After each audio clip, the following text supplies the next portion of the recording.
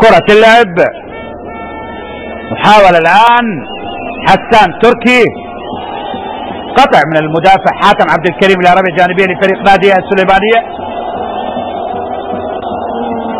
رمية جانبية أو ركنية، خلينا نشوف، ربما ركنية للسليمانية. حاتم علي، حاتم على التنفيذ، حاتم عالية الكرة خطيرة وجول للسليمانية. كاميران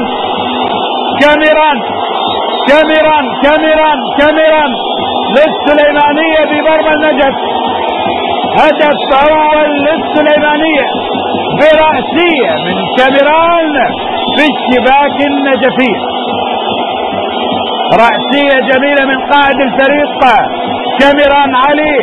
لاحظ حاتم إلى كاميران وما سد الخبر، وفي شباك عباس طالب 50-50 يتحملوها خط الدفاع والحارس.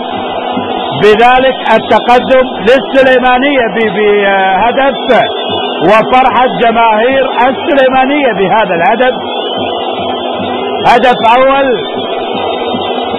في الوقت بدل الضائع، هدف أول للسليمانية عن طريق قائد الفريق كاميران علي. لا شيء النجف